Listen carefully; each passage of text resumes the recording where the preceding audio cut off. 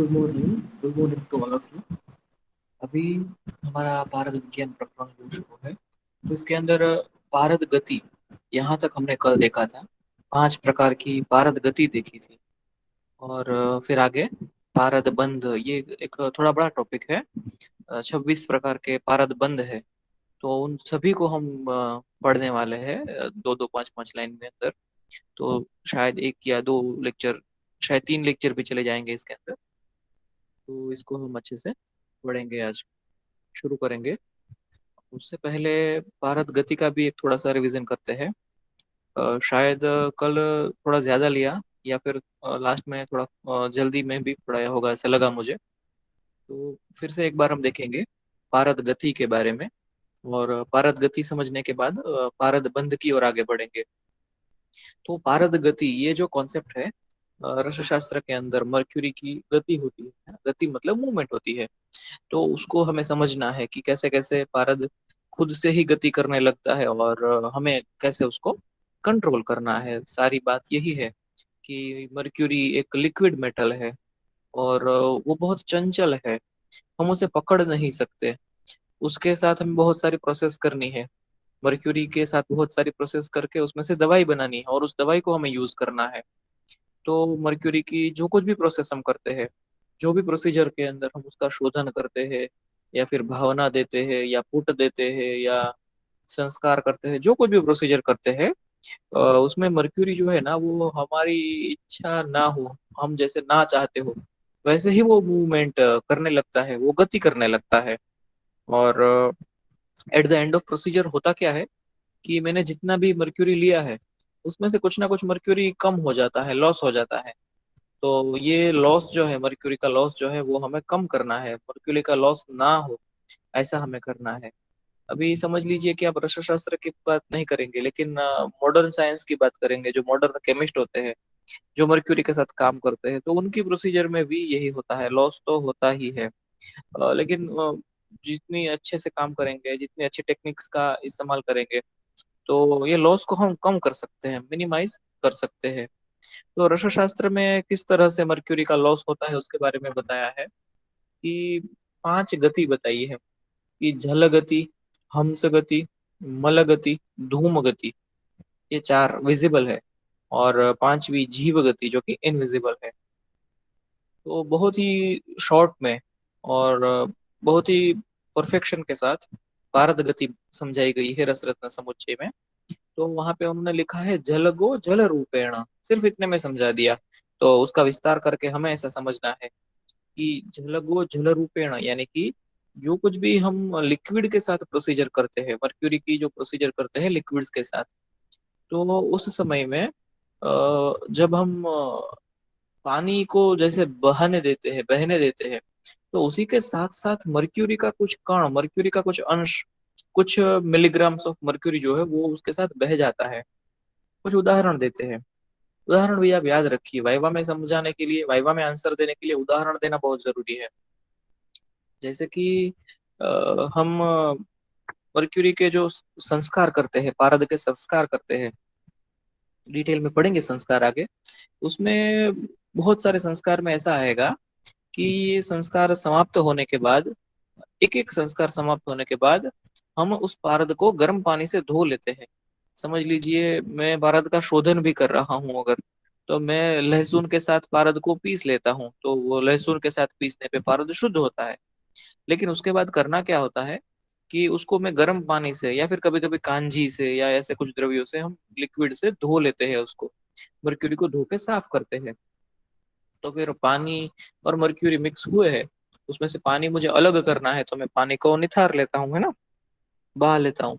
तो उस समय पे मर्क्यूरी जो है वो पानी के साथ चला जाता है, मर्क्यूरी के कुछ कण जो है पानी के साथ चले जाएंगे। अभी समझ लीजिए ना कि मैं सिर्फ एक पतीले में से दूसरे पतीले में ट्रांसफर कर रहा हूँ, ऐसा भी नहीं। मैं कोई मॉडर्न इक्विपमेंट्स का यूज कर रहा हूँ, जैसे आप आपने केमिस्ट्री में या फिजियोलॉजी में भी यूज की होगी, सेपरेटिंग फनेल, है ना।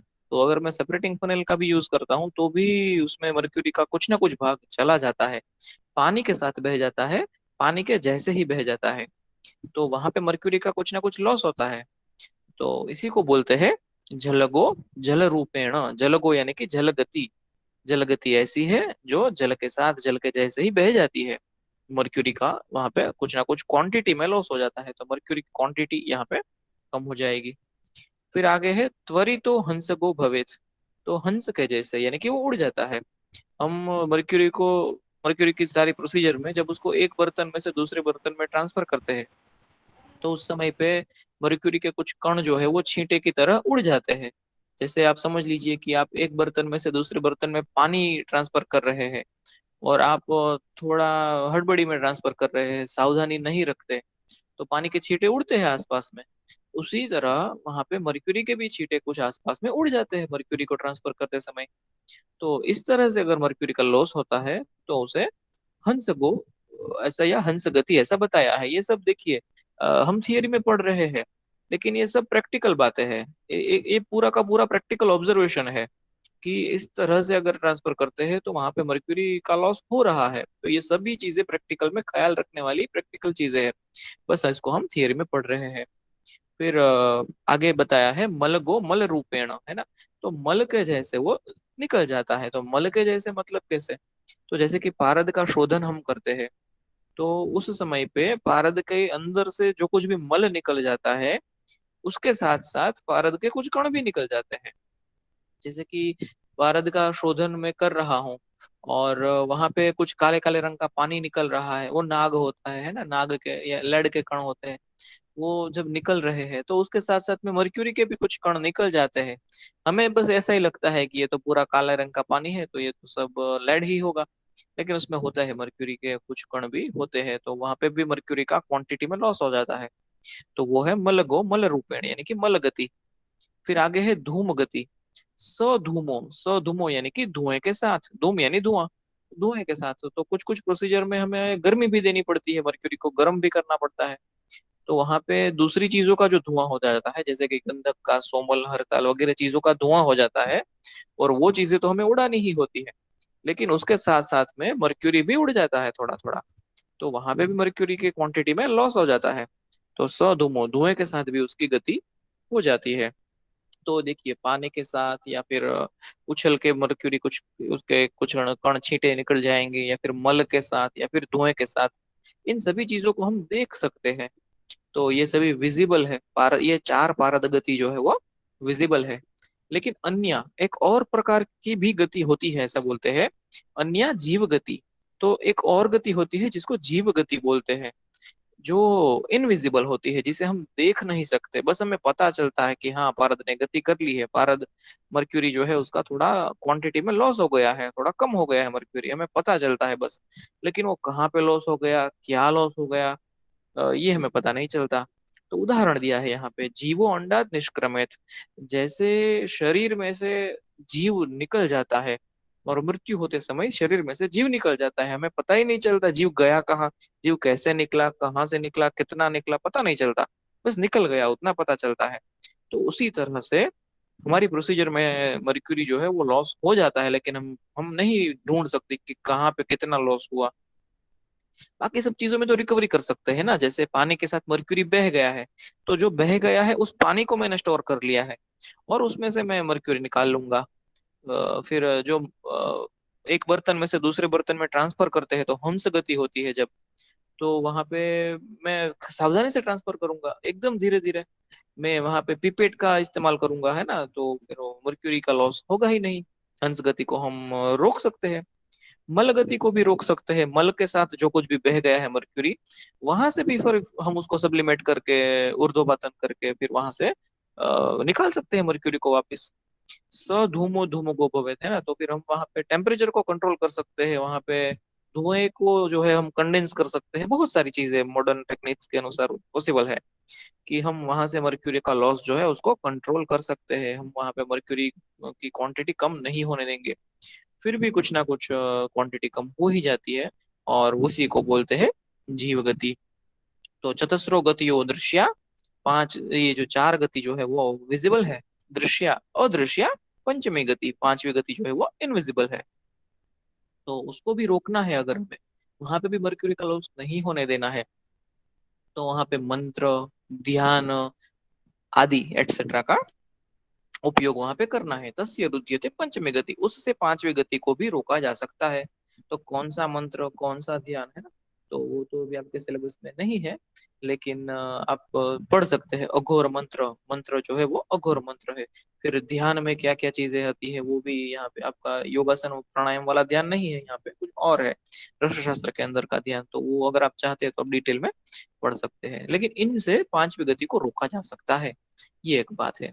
और ये जो है हमारे जीवन को टिकाए रखता है, तो इसीलिए भारत को भी जीव बोलते हैं, ऐसा याद रखिए। और ऐसे ऐसी गति हो जाती है, ऐसा ऐसे मर्क्यूरी लॉस हो जाता है, मर्क्यूरी की क्वांटिटी कम हो जाती है। तो ऐसा मर्क्यूरी जो है वो दुर्लभ है, वो हमें क्वांटिटी में बहुत कम मिलता है, या फिर हमारे लिए ये सुख प्राप्य नहीं है। तो इसका संस्कार करते समय, इसकी जो कुछ भी प्रोसीजर है वो करते समय जो निपुण भिषज होता है, जो स्किल्ड फिजिशियन होता है, उसको रक्षयत, रक्षण करना चाहिए मर्क्यूरी की क्वांटिटी का। वरना तो आचार्यों ने बोल दिया है कि अष्टमांश अवशिष्ट है, सिर्फ आठवां भाग बाकी रहता है। मर्क्यूरी मैंने अगर 1 किलोग्राम लिया तो सिर्फ 125 ग्राम बाकी मिलेगा। ये तो बहुत बहुत ज्यादा लॉस हो जाएगा, 7 भाग लॉस हो जाएगा, सिर्फ 8 भाग में से एक ही भाग मिलेगा हमें। तो ऐसा नहीं होने देना है, ये हमें ख्याल रखना है। भारत की गति के बारे में ये हमने समझा। और अक्सर 5-5 मार्क में ये क्वेश्चन होता ही है, तो आप इसको अच्छे से समझिए, अच्छे से याद रखिए। बहुत छोटे छोटे श्लोक है, आप ये पूरा का पूरा श्लोक एग्जाम में लिखने की जरूरत भी नहीं है। आप इसमें से जो पहली 3 लाइन है ना, वो पहली 3 लाइन याद रखेंगे तो भी सफिशियंट है एग्जाम में 5 मार्क का श्लोक है लिखने के लिए।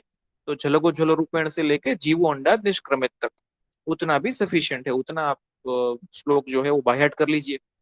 बाकी की लाइंस जो है उसको अच्छे से समझ लीजिए, आप उसका इंग्लिश मीनिंग या हिंदी मीनिंग आप जो कुछ भी लिखेंगे वो लिख सकेंगे उसके लिए। और ये भारत गति हमने एक रिवीजन किया उसका, आज कल भी पढ़ा था, आज फिर से एक बार पढ़ा। आगे बढ़ते हैं भारत बंध की ओर। तो ये भी एक कॉन्सेप्ट है, ये जो हमारे रश्य शास्त्र में आता है, इसे हमें समझना है। और ये एक काफी बड़ा कॉन्सेप्ट है। वैसे तो ये बेस है मतलब कि हम मर्क्यूरी को यूज ही नहीं कर सकते ना, जैसा मर्क्यूरी है वैसा लिक्विड है, वो चंचल है, वो हम उसको पकड़ नहीं सकते, ऐसा मर्क्यूरी है। यूज कैसे करेंगे उसको? उसको यूज करना है तो हमें जैसा चाहिए वैसा मर्क्यूरी बनाना पड़ेगा, यानी कि उसको बांध लेना पड़ेगा, उसको सॉलिडिफाई करना पड़ेगा। अभी सॉलिडिफाई करने से हमारा मतलब क्या है कि उसको हम वहां पे -38 डिग्री सेल्सियस पे लेके जाने की बात ही नहीं है। -38 डिग्री सेल्सियस पे लेके गए और वो सॉलिडिफाई हो गया, तो हम उसको कंज्यूम नहीं कर पाएंगे ना इतना कम टेम्परेचर वाली चीजों को।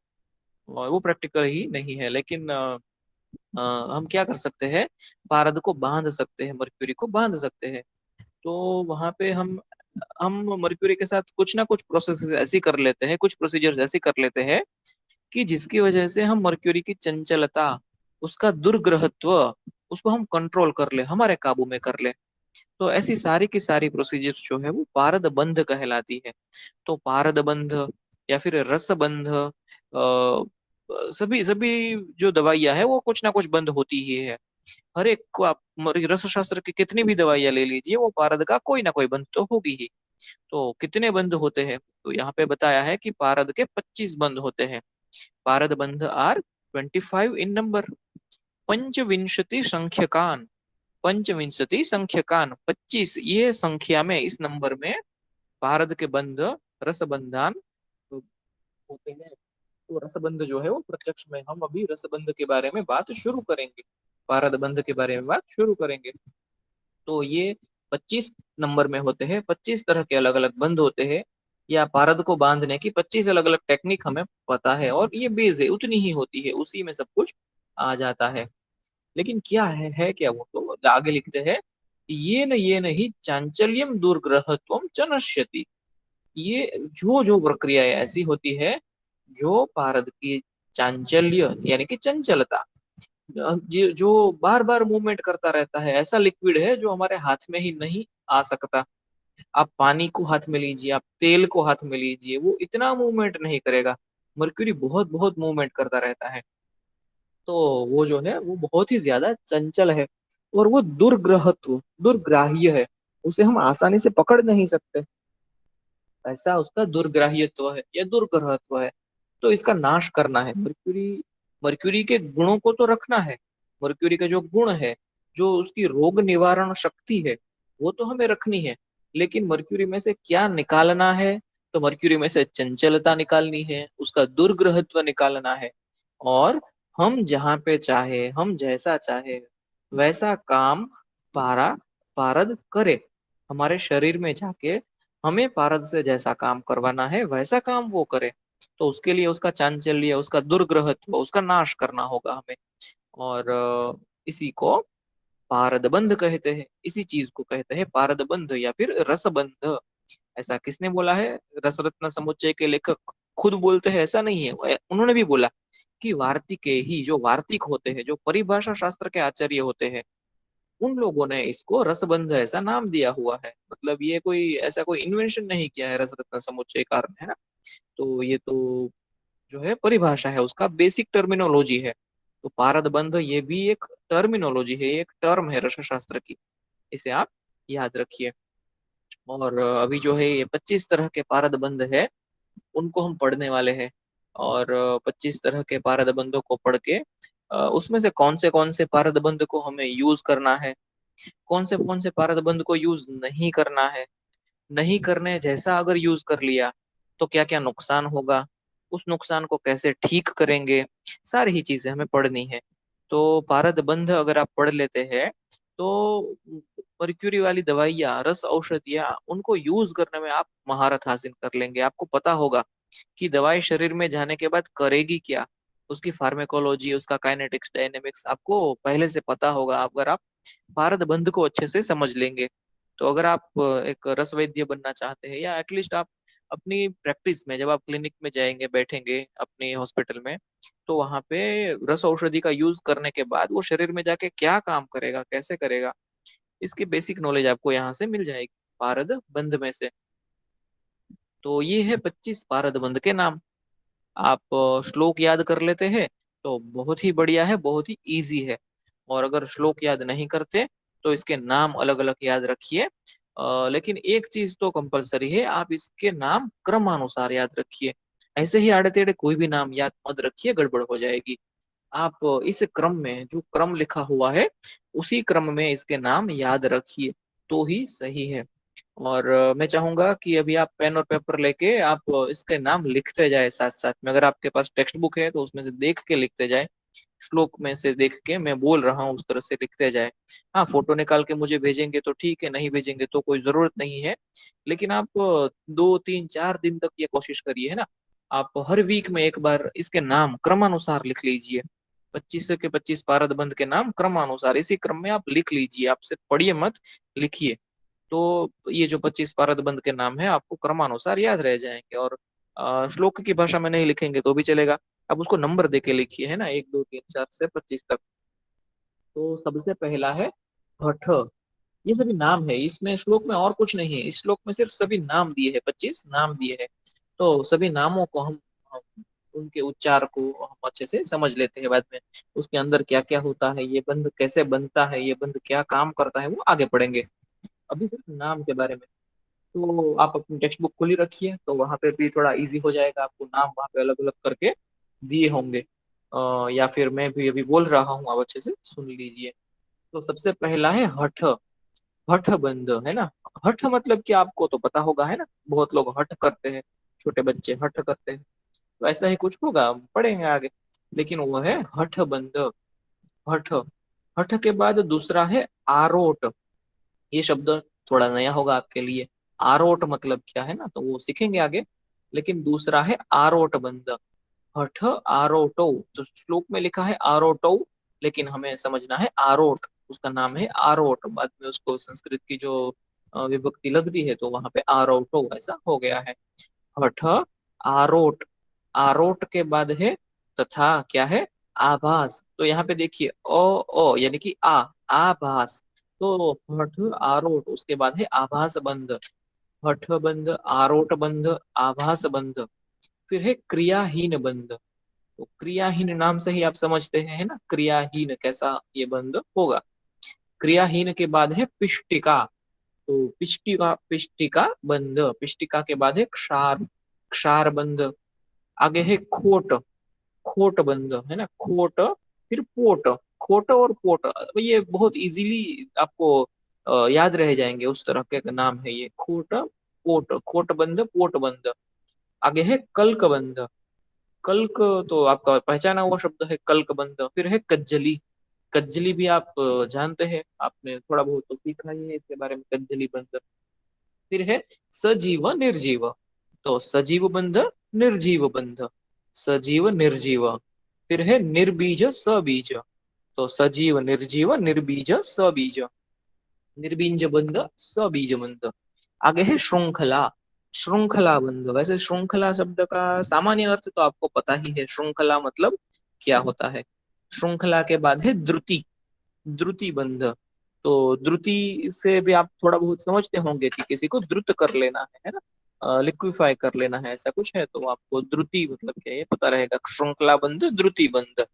फिर आगे के चार बंध जो है द्रुति के बाद, वो भी बहुत इजीली याद रह जाएंगे। बालक, बालक, कुमार, बालक के बाद कुमार, कुमार के बाद तरुण, और तरुण के बाद वृद्ध।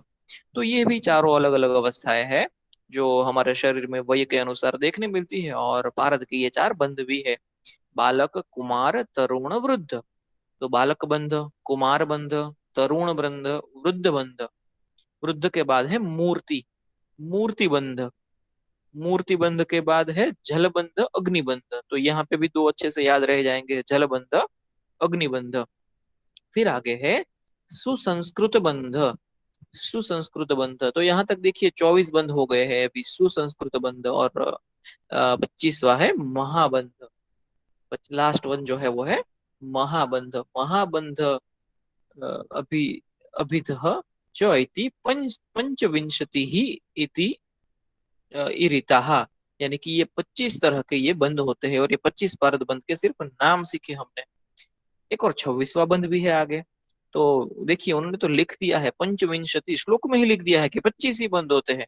फिर ये 63 नंबर का श्लोक जहाँ पे खत्म होता है, वहां पे आगे और लेते हैं 64 नंबर का श्लोक, कि केचित वदंती, केचित वदंती यानी कि कुछ लोग, कुछ रसाचार्य ऐसा बोलते हैं। केचित वदंती, कुछ रसाचार्य ऐसा बोलते हैं, षड्विंशो झलुका बंध्य संज्ञक। तो 26वां भी एक बंद होता है ऐसा बोलते हैं। कुछ कुछ रसाचार्य ऐसा बोल देते हैं कि एक 26वां भी बंद होता है, झलुका नाम से बंद होता है, झलुका बंद संज्ञक। तो झलुका या लीच या जड़ो आपने देखी होगी कैसी होती है वो, है ना। तो उसी के जैसा कुछ दिखने वाला ये होगा। आप झलुका बंद भी हम डिटेल में पढ़ेंगे आगे, तो उस समय पे भी आपको पता चलेगा। लेकिन लेकिन रसरत्न समुच्चय के लेखक क्या बोलते हैं, स तावत न इष्यते, स तावत न इष्यते देहे। तो ये जो है देह के उपयोग के लिए, हमारे शरीर के उपयोग के लिए, यानी कि मेडिकल कंजम्पशन के लिए ये उपयोगी नहीं है। हम जो बाकी के 25 बंध से जो काम करने वाले हैं, हमारे शरीर के रोगों को दूर करने वाले हैं, वो काम 26वें बंध से नहीं हो पाएगा। 26वां बंध उसके लिए नहीं है। इसीलिए रसरत्न समुच्चय के लेखक ने पहले 25 बंध बोले, और बाद में बोला कि कुछ कुछ आचार्य 26वां बंध भी बोल देते हैं, जिसको जलुका बंध भी बोलते हैं। लेकिन ये जो है देह में उपयोग के लिए, यानी कि रोग निवारण के लिए ये नहीं है। ये बंध तो सिर्फ स्त्रीणाम द्रावे, स्त्रीणाम द्रावे यानी कि स्त्रियों को द्रवित करने के लिए। अब यहाँ पे स्त्रियों को यानी कि सिर्फ स्त्रियों को ऐसा नहीं है, ये यहाँ पे पुरुष और स्त्री दोनों का ही उपयोग, दोनों का ही अर्थ हमें समझना है। लेकिन ये है किसके लिए, तो ये सेक्सुअल ऑर्गेजम के लिए है। जब संभोग प्रवृत्ति होती है तो उसमें चरम सीमा जो होती है, इसकी प्राप्ति करने के लिए, ऐसा अनुभव करने के लिए भी पारद का कुछ बंध उपयोग में लिया जाता है। मर्क्यूरी को कुछ ऐसे वनस्पतियों के साथ, कुछ ऐसे द्रव्यों के साथ बांध लिया जाता है कि जिसका उपयोग करके स्त्रियों को द्रवित किया जा सकता है या पुरुषों को द्रवित किया जा सकता है, दोनों को ही। ये मतलब कि ये क्या है, ये सेक्सुअल ऑर्गेजम के लिए। तो जब संभोग प्रवृत्ति होती है तो उस समय में जो चरम सीमा का जो अनुभव है, वो अनुभव करने के लिए इस बंध का उपयोग है। लेकिन इसका उपयोग सिर्फ उतना ही है, इसका उपयोग चिकित्सा में नहीं है। हम मनुष्य के रोगों को दूर करने के लिए इसका कोई उपयोग नहीं है, तो इसीलिए हम उसको बंद नहीं मानते। लेकिन ऐसा भी उपयोग होता है उसका। तो क्या क्या है वो रसरत्न समुच्चय में ही आगे काफी सारा दिया है कि ये 26वां बंध भी बनाना कैसे, उसको यूज कैसे करना वगैरह चीजें, तो वो तो देखेंगे आगे। फिलहाल हम कंसंट्रेट करेंगे हमारे इन 25 पारद बंधों के ऊपर। तो ये जो 25 पारद बंध है, यही हमारा बेस है कि मर्क्यूरी को कैसे बांध लेना है, और कैसे बांधा है तो वो क्या काम करता है, तो वो आज हम सीखने वाले हैं। तो यहाँ पे सबसे पहला है हठबंध, है ना। तो हमने सबसे पहला हठ, आरोट, आभास, क्रियाहीन, इस तरह से सब देख रहे हैं। तो उसमें सबसे पहला बंध हम देख रहे हैं हठबंध। तो अभी जो है ना, आप इन सभी बंध का मतलब अच्छे से समझ लीजिए। वैसे 10 मार्क में अगर ये क्वेश्चन होता है पारद बंध, है ना, तो आप पारद बंध मतलब क्या, और किसी भी 4, 5, 6, 7 पारद बंध को समझा दिए तो चलता है आपके थियरी एग्जाम में। लेकिन अलग से पूछा जा सकता है, बहुत बार अलग से पूछा जाता है कि किसी भी एक बंध का नाम लेके, जैसे कि निर्बीज बंध, या फिर द्रुति बंध, है ना, या फिर कुमार बंध, या फिर क्रियाहीन बंध, किसी भी एक बंध को 2 मार्क्स में पूछ लेते हैं। तो कोई भी एक बंध पूछा जाएगा 2 मार्क्स में, तो आपको उसका श्लोक लिखना है और उसका मीनिंग लिखना है। देखो कैसा इस स्लाइड में लिखा है उतना ही है। हठबंध अभी आपको जितना दिख रहा है उतना ही है। तो कोई भी एक बंद 2 मार्क में पूछ सकते हैं, और ये तो बार बार पूछा जाने वाला क्वेश्चन है, क्योंकि ये बेसिक है। अगर ये कोई भी विद्यार्थी, कोई भी वैद्य अगर ये समझ लेता है सभी बंद के बारे में, तो मर्क्यूरी की दवाइयाँ यूज करना, बनाना नहीं, यूज करना उसके लिए बहुत आसान हो जाएगा। तो उसमें सबसे पहला है हठबंध। हठो रसः सविज्ञेय। हठबंध जो है पारद का ऐसा बंध है, उसे ऐसे जानना चाहिए। सम्यक शुद्धि विवर्जित, सम्यक शुद्धि विवर्जित नहीं की हुई है। हमने पारद की शुद्धि नहीं की है, हमने पारद का शोधन नहीं किया है। यानी कि क्या, यानी कि पारद दोष युक्त है, पारद में से दोषों को हमने निकाला नहीं है। पारद में ये नाग, वंग, बाद में सप्तकंचुक, विषवहनी मल, ये सभी दोष पारद के अंदर है। पारद के अंदर ये सारे दोष है, और हम उसको बांध लेते हैं। तो ऐसे दोष युक्त पारद को अगर हम बांध लेते हैं, अच्छे से उसका प्यूरिफिकेशन नहीं किया है, और उसमें से दवाई बना लेते हैं, बांध लेते हैं मतलब क्या, दवाई बना लेते हैं, हम उस मर्क्यूरी की दवाई बना लेते हैं, अशुद्ध मर्क्यूरी की पारद की दवाई बना लेते हैं। तो होता क्या है, ससेवितो नृणाम, अगर ऐसा पारद कोई सेवन करता है, कोई व्यक्ति अगर ऐसा मर्क्यूरी का सेवन करता है, कुर्यात मृत्युम, तो वहां पे उसकी डेथ हो जाएगी। वा व्याधि मुद्धतम, या फिर उसको बहुत ही जटिल व्याधि, कॉम्प्लेक्स व्याधि, नॉन क्यूरेबल व्याधि, जो ठीक नहीं हो पाएंगे, ऐसे व्याधि हो जाएंगे, और डेथ भी हो सकती है, मृत्यु भी हो जाएगी। तो ये जो है ना, ये बहुत ही सीरियसली समझने जैसा है। जब आप अपने क्लिनिक में बैठेंगे, अपने पेशेंट को दवाई दे रहे होंगे, तो आप चरक के, सुश्रुत के, वाग्भट के व्याधियों के बारे में जानते होंगे, उसका निदान चिकित्सा जानते होंगे, और उसके चिकित्सा में ऐसा लिखा है, संहिताओं के चिकित्सा में ऐसा लिखा है कि असाध्य है। तो आपके पास ऑप्शन है कि संहिताओं की असाध्य, संहिताओं ने जिसको असाध्य बोला है उसको मैं रसशास्त्र की दवाइयों से ठीक कर दूंगा, है ना। लेकिन अभी रसशास्त्र ने भी जिसको असाध्य बोला है, उसका क्या करेंगे, उसका कुछ नहीं हो सकता, निश्चित मरण कारित्वान, वो तो मर जाएगा पेशेंट, ठीक नहीं हो पाएगा। तो कभी भी ऐसा हठबंध का उपयोग नहीं करना है हमें। हठबंध से बनाई हुई दवाइयाँ, यानी कि पारद का सम्यक शोधन नहीं किया है और दवाई बना ली है, कभी भी उसका उपयोग मत करिए। या आप अभी से समझ के रखिए, पारद तो शुद्ध ही होना चाहिए, बहुत अच्छे तरीके से उसका सामान्य शोधन, विशेष शोधन कर लिया है, बाद में उसमें से दवाई बनानी है और फिर पेशेंट उसको कंज्यूम करता है, तो फिर ठीक है। वरना तो ऐसे ऐसी बीमारियां होगी जो बहुत ही ज्यादा जटिल होंगी, जिसको ठीक नहीं कर पाएंगे, व्यक्ति मर जाएगा।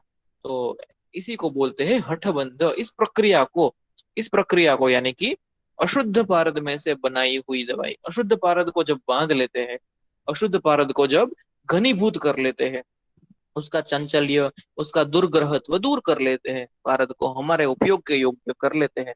लेकिन अगर उसमें पारद अशुद्ध है तो वो हठबंध कहलाएगा। तो हठबंध क्या है ये आप समझे अभी। अब मैं समझता हूँ कि आप समझा भी पाएंगे, वाइवा में इसको अच्छे से बोल भी पाएंगे। फिर आगे है आरोट बंध। दूसरा बंध है आरोट बंध, हठ बंध के बाद आरोट बंध। तो यहाँ पे क्या बताया है, सुशोधितो रसः, पारद का जब अच्छे से शोधन किया हुआ है, मर्क्यूरी को हमने अच्छे से शुद्ध कर लिया है।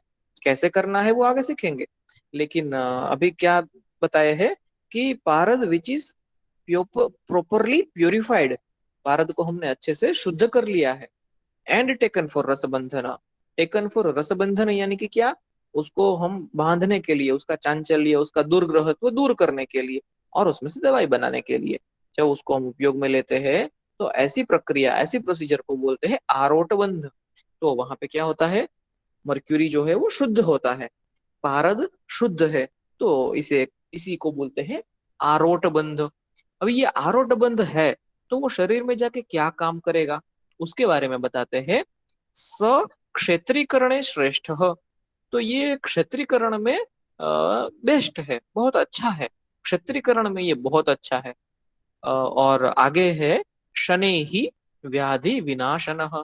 तो शनै ही से आपको समझना है, शनै ही मतलब क्या, शनि यानी कि शनि, आप शनि ग्रह के बारे में जानते हैं ना, सूर्य के वो जो चक्कर काटता है वो बहुत ही धीमे धीमे धीमे चक्कर काटता है। तो शनि, शनि की गति जो है वो बहुत ही स्लो बताई गई है। तो जो है व्याधि विनाशन, हाँ ये रोगों को तो दूर कर देगा, ये कुछ नई नई व्याधियां क्रिएट करेगा ऐसा नहीं, लेकिन ये बहुत धीरे धीरे रोगों को दूर करेगा। It slowly removes the diseases, तो धीरे धीरे ये बीमारियों को दूर करेगा। जैसा एक्सपेक्टेड है रस औषधि से कि तुरंत ही रोगों को ठीक कर दे, ऐसा ये नहीं कर पाएगा आरोट बंध। अगर हमने पारद को शुद्ध करके ले लिया है, लेकिन और कुछ कुछ नहीं होता है इसमें, तो आप तो समझेंगे कि हाँ पारद को तो शुद्ध कर लिया और क्या चाहिए, है ना। तो पारद को तो शुद्ध किया, लेकिन उसके साथ जो चीजें हम मिला रहे हैं वो शुद्ध है या नहीं, वो तो यहाँ पे क्लेरिफाई नहीं किया ना। हाँ पारद तो शुद्ध है वो ठीक है, लेकिन पारद शुद्ध है, बाद में वो अष्ट संस्कारित है या नहीं, वो 18 संस्कारित है या नहीं, उसके साथ जो दूसरी धातुएं मिला रहे हैं वो शोधित है या नहीं, उनकी भस्म अच्छे से बनाई है या नहीं, तो ये सारी चीजें तो यहाँ पे क्लियर नहीं की है। तो वो कुछ भी हो सकती है, वो अच्छा भी हो सकता है, नहीं भी हो सकता है। अगर नहीं होगा तो फिर आ, ये शनै ही व्याधि विनाशन है, ये धीरे धीरे बीमारियों को ठीक करता है। और फिर भी इसको बोला है सक्षेत्रीकरण श्रेष्ठ, तो भी ये क्षेत्रीकरण क्या है ना, ये समझना है हमें कि क्षेत्रीकरण क्या है। तो वैसे मैं आपको एक आपके सिलेबस में ही दिखाता हूँ कि कहाँ पे आपको क्षेत्रीकरण डिटेल में पढ़ने में आएगा, है ना। तो अभी आपका सिलेबस में आप देख रहे हैं ना, हम तो अभी 8वां चैप्टर पढ़ रहे हैं, लेकिन ये 9वां चैप्टर जो है, तो 9वें चैप्टर में यहाँ पे ये एक टॉपिक आता है, रस सेवन विधि, है ना। ये मैंने थोड़ा हाईलाइट किया, या आप अपने सिलेबस में भी देख पाएंगे, जहाँ पे मेरा कर्सर है वहां पे रस, कर्सर नहीं दिख रहा है, पीडीएफ में कर्सर नहीं दिख रहा है, रस सेवन विधि। तो 9th चैप्टर के अंदर, 9th चैप्टर के अंदर जो सेकंड लास्ट लाइन है वहां पे लास्ट में दिया हुआ है रस सेवन विधि।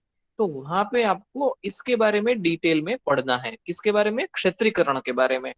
तो ये क्षेत्रीकरण के बारे में आप वहां पे डिटेल में पढ़ेंगे, लेकिन मैं इन शॉर्ट आपको बता देता हूँ कि क्षेत्रीकरण होता क्या है। क्षेत्र यानी क्या, आप ऐसे ही बोल सकते हैं ना, क्षेत्र, खेतर, जो कोई भी हमारा खेत होता है, क्षेत्र यानी कि खेत, आप ऐसा समझ लीजिए कि क्षेत्र यानी कि खेत। तो वैसे मैं समझता हूँ शायद थोड़ा बहुत आपको पता होगा या बहुत ज्यादा भी पता होगा कि क्षेत्र का करना क्या होता है, खेत का क्या करना होता है। जब मुझे खेत में कुछ बोना है, कुछ उगाना है, खेत का मुझे उपयोग करना है धान्य को पकाने के लिए, है ना, सॉरी धान्य को उगाने के लिए, मुझे कुछ भी उगाना है, तो खेत को पहले, सबसे पहले क्या करना पड़ता है, क्षेत्रीकरण करना पड़ता है, यानी कि खेत को खेतर खेड़बू पड़े, हमें पहले खेत को तैयार करना पड़ता है ना। ऐसे ही हम जमीन में कुछ बीज डाल दिए तो उग जाएगा, ऐसा नहीं होता। हम हल लेके क्या करते हैं, हल लेके जमीन को ऊपर नीचे कर लेते हैं और फिर वहां पे बीज डालते हैं, तो खेत को तैयार करते हैं, इसी को बोलते हैं क्षेत्रीकरण। तो अभी यहाँ पे हमारा क्षेत्र क्या है, अभी अभी वापिस आ जाते हैं लोक में से हमारे चिकित्सा में। तो अभी यहाँ पे हमारा क्षेत्र क्या है, हमारा क्षेत्र हमारा शरीर है, हम चिकित्सा कर रहे हैं, हम वैद्य है, तो हमारा क्षेत्र हमारा शरीर है। तो हमारे शरीर को भी तैयार करना होता है, किसके लिए, रस सेवन के लिए। पारद का सेवन करना है ना, तो ऐसे ही नहीं हो जाता कि चलो आ जाओ दवाई खा लो रस औषधि वाली। लेकिन पहले उसको तैयार करना होता है, तो उसमें हमारे शरीर में जो चीजें हमें नहीं चाहिए उसको निकाल देना है, शरीर को साफ करना है, क्लियर करना है, और बाद में दवाई का सेवन करना है, बाद में दवाई लेनी है। तो ये जो सिद्धांत है ना, ये आयुर्वेद में बिल्कुल बिल्कुल मेल खाता है हमारे पंचकर्म के सिद्धांत के साथ। हम जब आप अच्छे से हॉस्पिटल में चिकित्सा सीखेंगे ना, तो हमेशा ही आप याद रखेंगे कि पेशेंट को आ गए तो तुरंत ही ओपीडी बेसिस पे दवाई दे दो, ऐसा करना करते हैं बहुत लोग, लेकिन ऐसा करना श्रेष्ठ नहीं है। अच्छा यही माना जाएगा कि पहले आप पंचकर्म करो, पंचकर्म करने के बाद दवाई दो। और ये चीज जो है ना, ये कॉन्सेप्ट जो है ना, आप ये हमेशा ही याद रखो। आप अभी तो चरक का चिकित्सा स्थान नहीं पढ़ रहे हैं, लेकिन अगले साल आप चरक का चिकित्सा स्थान पढ़ेंगे, तो वहां पे यही कॉन्सेप्ट आ जाएगा। हर एक आप चिकित्सा स्थान के 28 चैप्टर देख लीजिए, तीसरा से लेके 30वां तक, सभी में यही कॉन्सेप्ट फॉलो किया गया है। कि पहले उन्होंने पंचकर्म बताया है कि ऐसा स्नेहन करो, वैसा स्वेदन करो, वैसा विरेचन करो। हर एक चिकित्सा में यही बताया है पहले, वही है क्षेत्रीकरण। और उसके बाद उन्होंने बहुत सारी दवाइयों के बारे में बताया है, हर एक चैप्टर में ऐसा बताया है। तो आयुर्वेद में भी, रसशास्त्र शास्त्र में भी, सभी जगह पे इसको फॉलो किया जाता है। तो क्षेत्रीकरण के लिए, यानी कि मर्क्यूरी को जो है हम क्षेत्रीकरण में आरोट बंध वाले मर्क्यूरी को यूज कर सकते हैं। और ज्यादा डिटेल रसरत्न समुच्चय में नहीं है, लेकिन वहां पे जो है कुछ टीकाएं होती है, जैसे कि टोडरानंद ने भी एक टीका लिखी हुई है। तो वहां पे आरोट संज्ञा के लिए उन्होंने एक श्लोक लिखा है, मैंने स्लाइड में तो नहीं लिखा, लेकिन मैं आपको समझाता हूँ। वहां पे लिखा है, आरोट संज्ञाम लभते, आरोट संज्ञा उस पारद को मिल जाते हैं कब, आरोट संज्ञाम लभते ही एक वारम ऋतस्तु यह, ही एक वारम, तो यानी कि एक ही बार में सिर्फ एक पुट दे के पारद को जब भस्म बना लिया रहता है, तब उसे आरोट संज्ञा दी जाती है। तो आरोट बंध के बारे में पढ़ रहे हैं कि पारद को सिर्फ एक ही बार में भस्म बना लिया है, सिर्फ एक ही पुट दे के भस्म बना लिया है, उसके ऊपर बहुत ज्यादा प्रोसेसिंग नहीं किया हुआ है। तो ये आरोट बंद कहलाएगा। तो हठ बंद उससे थोड़ा बेहतर है आरोट बंद। फिर आगे है आभास बंद, है ना। तो एक ये बंद और कर लेते हैं आज, आभास बंद। फिर बाकी का आगे का जो है क्रियाहीन बंद वगैरह कल देखेंगे। तो आभास बंद के बारे में क्या बोलते हैं कि पुटितो यो रसो याति योगम मुक्त्वा स्वभावताम, तो स्वभाव से मुक्त कर देते हैं। पारद के अपने स्वभाव से, पारद का अपना स्वभाव क्या है, चांचल्य और दुर्ग्रहत्व, जो बहुत ही चंचल है, जिसको पकड़ा नहीं जा सकता। तो पारद के अपने स्वभाव से तो मुक्त कर देते हैं उसको। पुटितो यो रसो, जिस रस की भस्म बना के पुट दे के, जिस रस की भस्म बना के पुट दे के, और पुट देने में बीच में इंटरमीडिएट प्रोसेस क्या होता है, भावना देना। तो भावितो धातु मूलाध्यायी ही, तो धातु अलग अलग मेटल्स के साथ, मिनरल्स के साथ, मूल आद्य ही यानी कि वनस्पतियों के साथ, अलग अलग हर्ब्स के साथ। तो अलग अलग मेटल, मिनरल, हर्ब्स, उनके साथ मिक्स करके भावना दे के उसकी हम चांचल्य दुर्ग्रहत्व तो लॉस कर लेंगे। अब ये तो एकदम प्रैक्टिकल चीज है ना। अगर हम खरल में मर्क्यूरी डालेंगे, शुद्ध किया हुआ मर्क्यूरी चाहे वो, अगर हम खरल में मर्क्यूरी डालेंगे, बाद में उसके अंदर हम कुछ धातु की भस्म डालेंगे, कुछ वनस्पति के रस डालेंगे, और उसको खरल कर लेंगे, तो पारद तो बंध जाएगा। पारद जो है वो गोली बन जाएगी उसकी, उसकी चंचलता नष्ट हो जाएगी, उसका दुर्ग्रहत्व नष्ट हो जाएगा। और फिर बाद में उसको पुट दे देंगे, उसको अच्छे से पका लेंगे, तो उसकी भस्म भी बन जाएगी। तो ये क्या होगा, ये सिर्फ अपने स्वभाव से मुक्त होगा, इसमें सिर्फ चंचलता दुर्ग्रहत्व नष्ट नष्ट हो जाएगा। अपनी स्वाभाविकता, अपना स्वभाव छोड़ के वो सिर्फ बंध जाएगा, बद्ध रूप हो जाएगा। लेकिन इसी को आभास बंध बोलेंगे। इसको हम जो है एक बहुत ही अच्छा बंध ऐसा नहीं बोलेंगे। तो आपकी इंग्लिश टेक्स्ट बुक जो है, उसमें तो आभास के बारे में डायरेक्टली लिखा हुआ है कि आभास मीन्स फॉल्स इंप्रेशन। वहां पे कुछ भी क्लियर या जो होता है दिखता है वो सच्चा नहीं होता। तो मर्क्यूरी को सिर्फ किसी वनस्पतियों के साथ, मेटल्स मिनरल्स के साथ भावना दे के पुट दे देते हैं, तो वो तो सिर्फ एक आभास बंध में बनता है।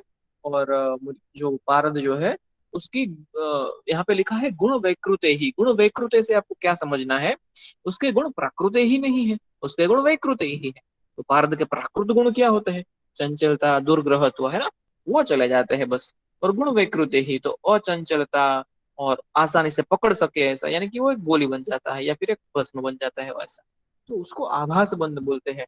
तो आभास होता है कि हाँ, मैंने तो सबसे अच्छा वाला पारद बंद बना लिया है, लेकिन ऐसा होता नहीं है। वो सिर्फ एक आभास है। क्यों आभास है, क्यों फॉल्स इंप्रेशन है? आगे देखेंगे। आगे और भी अच्छे अच्छे पारद बंद देखेंगे हम। और सुसंस्कृत बंद, महाबंद जब लास्ट में आएंगे तो वो तो बहुत ही बढ़िया होंगे, है ना। वो तो जो है रस का श्रेष्ठ बंधन कहा जाएगा आगे जाके। तो यहाँ पे जो है हम धीरे धीरे एक एक एक, एक बंद पढ़ते जाएंगे आगे। हठ, आरोट, आभास, 3 बंद पढ़े आज हमने। फिर आगे क्रियाहीन, पिष्टिका, क्षार, कोटपुट, कल्क, कज्जली, है ना, और बहुत सारे बंद पढ़ेंगे। उसका क्या क्या उपयोग है सीखेंगे। और फिर पता चलेगा कि सुसंस्कृत बंध कैसे बनाना, महाबंध कैसे बनाना, उसका यूज कैसे करना, और वही क्यों श्रेष्ठ है। तो धीरे धीरे पता चलेगा। आपके लिए आज का होमवर्क बस इतना है। आप चाहे मुझे फोटो निकाल के नहीं भेजेंगे तो भी चलेगा, लेकिन आप इसके नाम लिख लीजिए। आप इसके नाम क्रमानुसार 1 2 3 4 नंबर देके ये 25 नाम आप लिख लीजिए। और सिर्फ आज लिखिए ऐसा नहीं है, रोज ही लिखिए आप। रोज ही इसके नाम लिखिए। पहले वीक में तो 2 3 दिन 4 दिन लगातार लिखिए, और बाद में हर वीक में एक बार ये 25 नाम जरूर लिखिए, तो ये याद हो जाएंगे। और मीनिंग समझना तो बहुत मुश्किल नहीं है, इजी है। तो अटेंडेंस भी भेज दीजिए आप। और आज इतना रखते हैं, आगे क्रियाहीन बंद और बाकी के बंद आगे सीखेंगे हम।